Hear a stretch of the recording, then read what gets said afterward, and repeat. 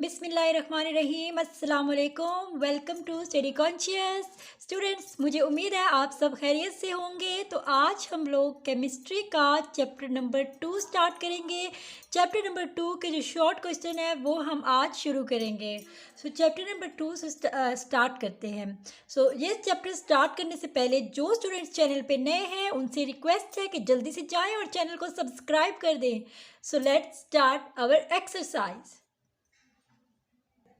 Students, यहाँ पे आप देख सकते हैं गिव शॉर्ट आंसर्स। इनको हम स्टार्ट करेंगे। आज की वीडियो में मैं आपके साथ ये तमाम शॉर्ट क्वेश्चन जितने भी हैं 6 हैं, इनको मैं आपके साथ शेयर करूँगी। ठीक है, तो बाकी क्वेश्चन इंशाल्लाह मज़ीद नेक्स्ट वीडियोज़ में शेयर करेंगे।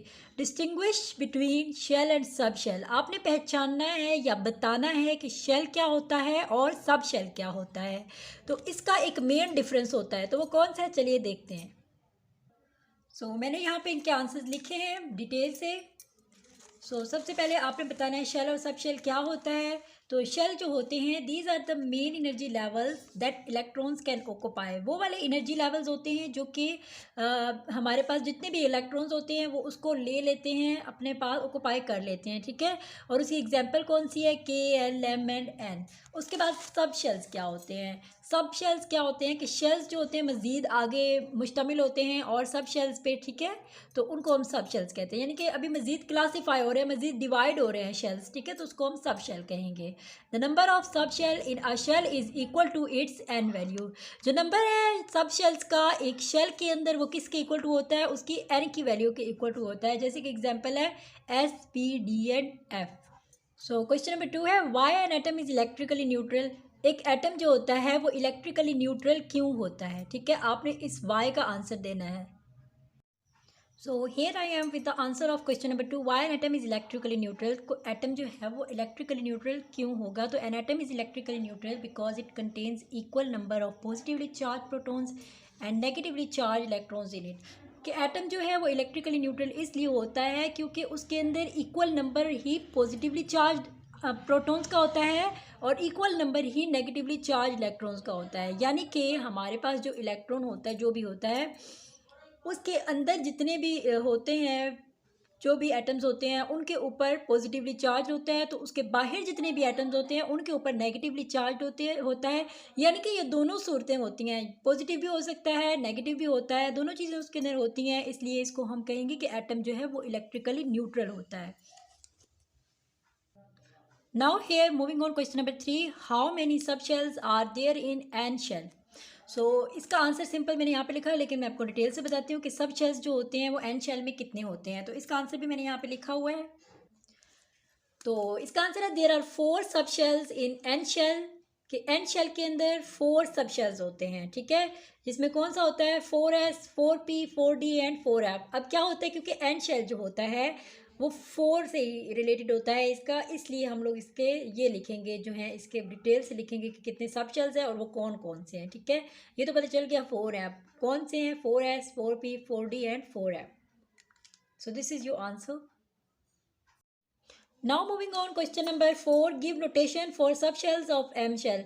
एम शेल के जितने भी सब शेल्स हैं उनकी नोटेशन जो है वो आपने बतानी है। तो इनकी नोटेशन मैंने यहाँ पे लिखी हुई है।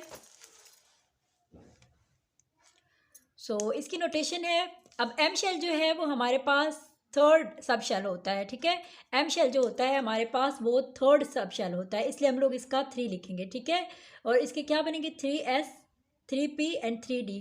और साथ ही हम इसके इलेक्ट्रॉन ज़रूर लिखेंगे, जैसे कि 3s 2 है, 3p 6 है और 3d 10 है।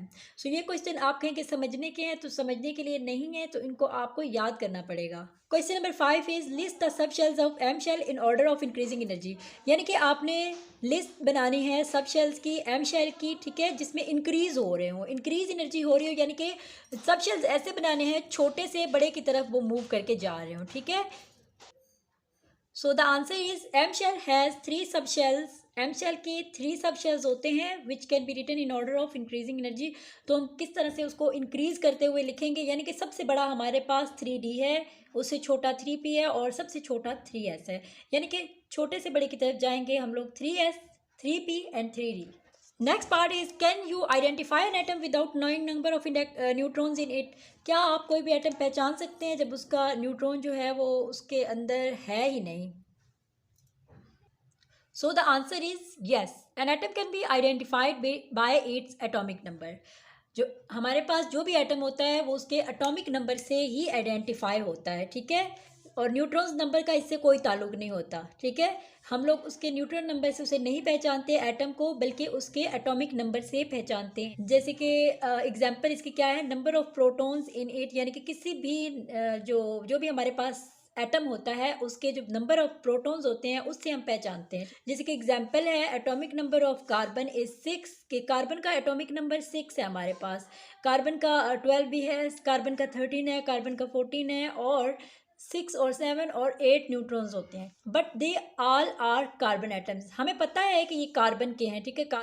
For example atomic number of carbon is 6, C12, C13 and C14 have 6, 7 and 8 neutrons, यानी कि इनके अंदर 6, 7 और 8 न्यूट्रॉन्स होते हैं, लेकिन ये तमाम कार्बन एटम्स होते हैं। हमें पता है कि कार्बन के पास 6 है, कार्बन के पास 12 है, कार्बन के पास 13 है, 14 है, हमें ये तो पता है ना।